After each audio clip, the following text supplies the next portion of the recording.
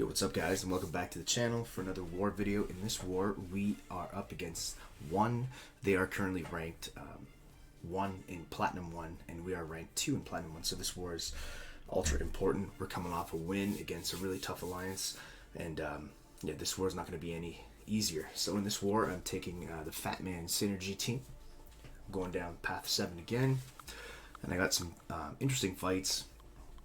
One fight that I did assign myself, but didn't realize someone else had a much better counter, so I gave that fight away. We changed strategies for this war. Changed our defense up a little bit, changed our bans a little bit, and let's see if that pays off for us, considering we've been getting 10, 12 kills every war, and now we're going to change everything up. But anyway, so my first fight is Sorcerer Supreme on Kinetic. The plan is to just power lock her after she uses a special and just go in and go to town, typical Kingpin style. The only thing to worry about is her passive power gain. Her passive power gain can get her to SP3, so just in case, we have the invulnerability boost, and as usual, all the other big boosts. And she's a high ground defender, so trying to avoid blocking too much. I'm able to dex that full SP1 there. There I missed the first parry, but I'm able to re-parry.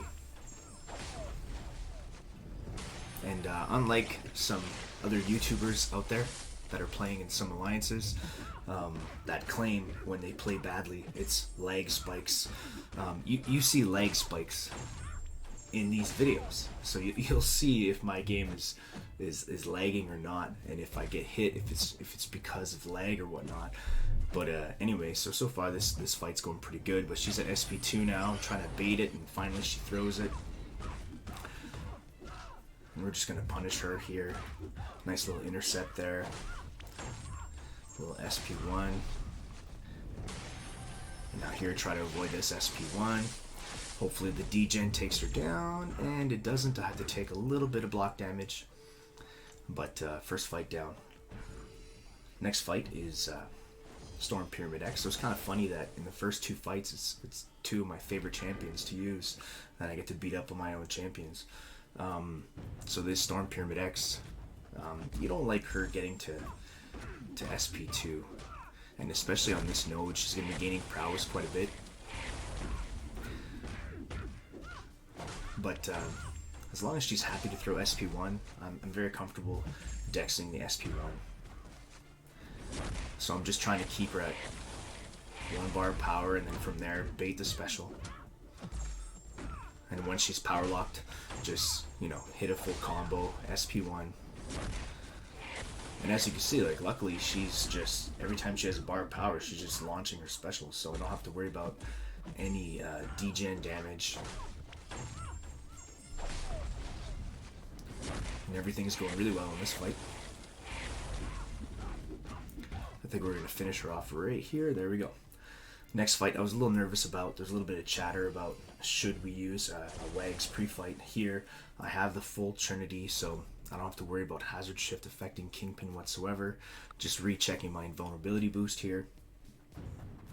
We decided not to go with the Wags and just basically bait her her heavy, and then punish from there. That way I don't have to worry about her Huntress charges and her going on the hunt and dexterity mastery failing and all that beautiful stuff. So just hold block, bait the heavy, and then just go into punish, spam SP1. I'm not worried about her special 2 too much, as long as I can stay away from it. Now, you know, Huntress charges, but she's not at 10. Once she gets to 10, then she goes on the hunt, and that's when she gets annoying to deal with, but luckily she never got there. So that fight went really well. My next fight is Mysterio on Kinetic Transference. This placement's interesting. Mysterio can be annoying. No doubt he can be annoying. If he decides to just throw SP1 after SP1 after SP1, it could just be annoying, you know, because you can't hit him for a few seconds after his SP1, otherwise the damage gets reflected. I think the power lock synergy is going to work out to my benefit here. So just parry and punish, SP1 spam again. Kind of redundant, and you see a little lag spike there. So here he decides to throw his SP1. And just stay back until the damage reflection is there. I don't mind parrying, because he wasn't going to gain any power because he was power locked. Here I'm trying to throw him to SP2 actually. And now I'm going to try to bait that special 2. And that's exactly what happens. He gets power locked. I have to be careful here because, you know, he might swing into nothing. Luckily, my heavy did hit him there. And now just, you know, keep going with this fight. Push him to SP2 if we can. If he does launch the SP1, then just stay back. But I was able to heal with willpower this fight, and there we go. There goes that fight.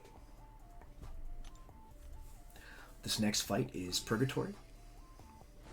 I've never faced Purgatory in War. But her specials are really not that hard to dex. Her first SP1 is kind of like a chainsaw. So it just kind of just keeps wiping back as much as you can. So here, same deal. You know, parry, 5-hit combo, SP1, bait her special. And while she's power locked, just go in for as much damage as we can. If she did get to special 2, not too stressed about it either. There's a very specific point that to me it seems pretty obvious on where you should dex her special 2, but I don't think she even gets to it in this fight. She's very happy to throw special 1, just that chainsaw action. Here I'm just trying to stay back, and you know, she was on Demonic Rampage, which to be honest I don't even know what it does, but it didn't seem to affect me too much, or at all. And now this fight is about to be done soon.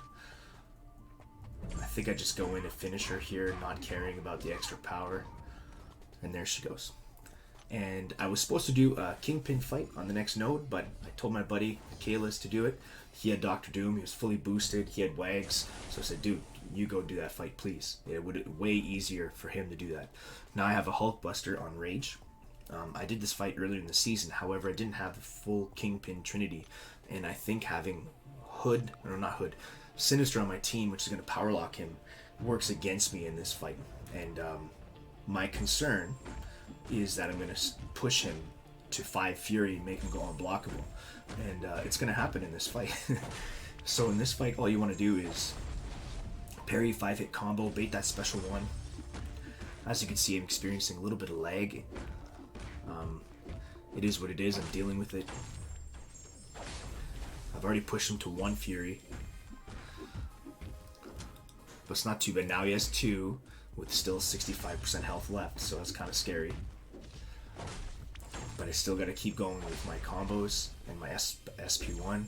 Now he's at 3 with 50%, so it's not looking good, because once we get to that assassin's range, now he's at 4. Here I get clipped, and then I stand there and eat a few hits. At this point I'm like, oh my gosh, this guy's at 4. Got clipped.